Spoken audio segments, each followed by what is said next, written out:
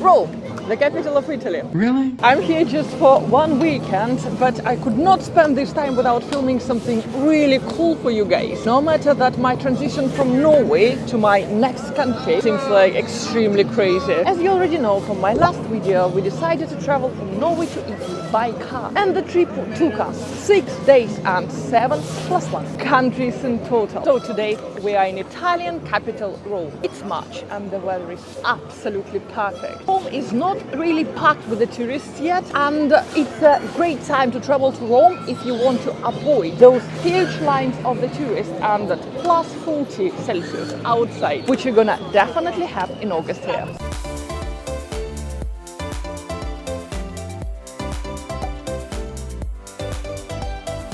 I already told you what you should never do in Italy in one of my previous videos. A few weeks ago I published another one, Who Are the Norwegians?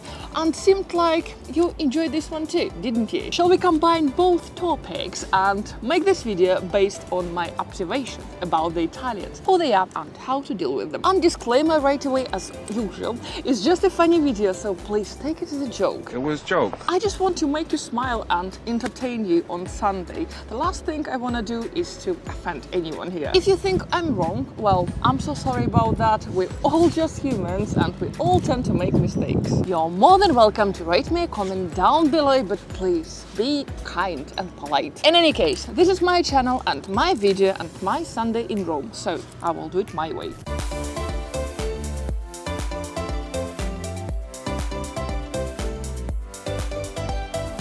The Italian population is approximately 60 million. About 400,000 of them are living currently in the UK, compared to 8.6 million of Swiss, 9 million of Austrians, 10.3 million of Greeks, 68.7 million of British, 67 million of French, 83 million of Germans and 332 million of Americans. Italy is 7 times larger than Denmark and 3 times larger than Austria, but could fit nearly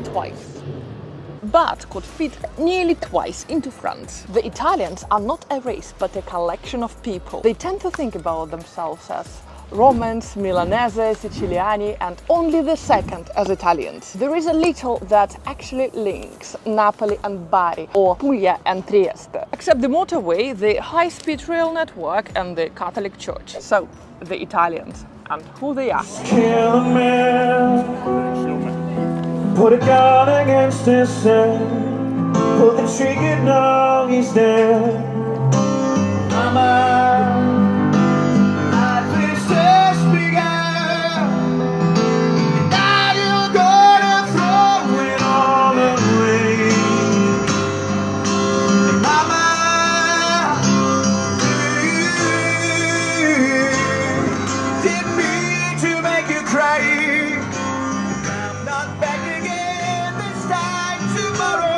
Identity is so important to the Italians because they are particularly attached to their roots. Where do you come from is an important question to them, which requires a very good answer. Unlike an Englishman or an American, no Italian is ever at loss when asked that question. He doesn't mumble, I'm not really sure, let me think. I was born in Sheffield, but my parents moved to Leeds. But I went to the university in Bristol and my first job was in Brighton. Italians know exactly where they come from and they will carry that place around forever, like a standard. The man from San Giorgio in Puglia who lives in Milan will maintain his links to San Giorgio throughout all his life. Even if he left the town 30 years ago, he will still always help anyone who comes from San Giorgio. The Italians and how they see themselves. The Italians see themselves as passionate, intelligent, humorous and charming, and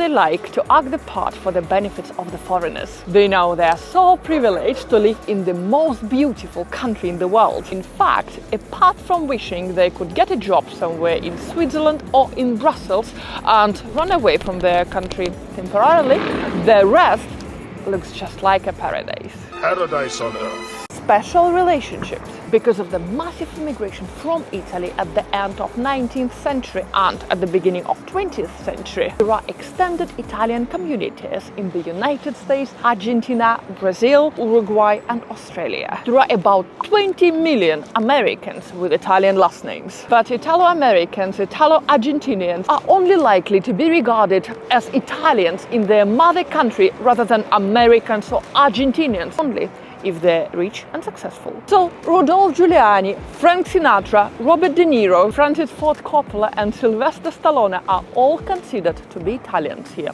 not Americans. Italian character, always on stage. The Italians are great actors and their life appears to be as one big act. Much of the Italian life spent on public, on show, and everyone knows the value of bella figura, cutting the fine figure. Whether they are shopping in the supermarket, modeling the clothes, working in the office or directing the traffic, Italians know how important it is to act the part and look the part as well. They learn how to act when they're children and they go on acting throughout all their lives. And that's why a great care is taken to wear the right clothes for the right occasion. This is never a casual choice because it's extremely important to wear the proper clothes for the role you're playing. This is why the style is so important. The taxi driver, the teacher, the doctor, the lawyer, the engineer, everyone must dress, act and behave as taxi drivers, teachers, doctors, lawyers and engineers. In fact, even the sports are usually taken just for the look. Cross-country skiing enjoyed the boom when skin-tight lycra skiing suits were invented. It was worth braving the freezing cold and the agony of this tiring sport just to be able to show off in the bar afterwards. Number 5, and Italian manners. Italians are usually polite people and very well mannered. Greetings are very important, and since they are very physical, handshaking and kissing are normal. They convey genuine warmth and pleasure of seeing people again, even if they've seen those people a day before or even the same morning. Italians greeting each other by kissing in both cheeks, and there is no taboo for the men to greet each other the same way here. So don't be surprised if your Italian business partner welcomes you in the office by kissing you in both cheeks. It's absolutely normal here. In some circles, the Italian would call each other cara and tesoro, dear and darling. Yet before crossing somebody's threshold, they will usually ask permesso, which means may I have permission. Ciao is an informal greeting used for both on meeting and on departure. Buongiorno, good day, used for the most part of the day until the certain point in the late afternoon. At that point, people will greet each other with buonasera, good evening, as if the afternoon did not exist. But remember, Italians are so rigid when it comes to the difference between evening and night. So, what did you do last night will be regarded as a noisy and inappropriate question. But asking what did you do yesterday evening will not raise any eyebrows at all. Driving in Italy, gosh, I couldn't miss that one. Owners of Alfa Romeo are recommended by the manual of the company to drive in a certain way to get the best performance and the best life expectancy from their vehicle. They should not drive too close to the car in front of them. They should not brake or accelerate suddenly between the traffic lights. They should not corner at high speed and so on. In other words, they should not drive as Italians. The tourists who are lucky enough to drive in Italian cities should be aware of 2 basic rules. Vehicles with out-of-town registration plates are regarded as a fair game for both the local drivers and the police. And Italian traffic police usually enforce traffic laws as and when they wish.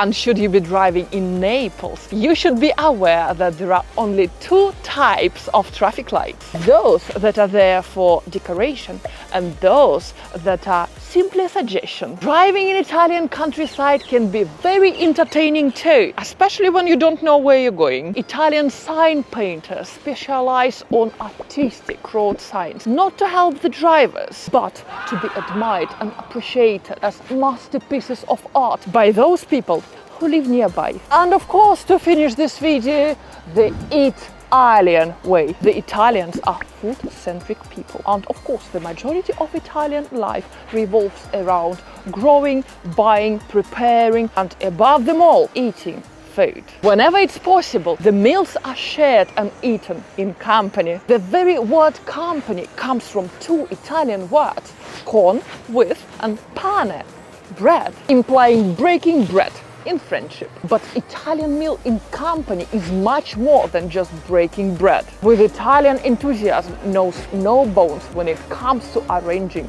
a proper Italian meal. First, it has to be antipasti, the starter, minimum 5 of them. Then the first course, primo, with a selection of different types of pasta and rice dishes. Next comes the main course.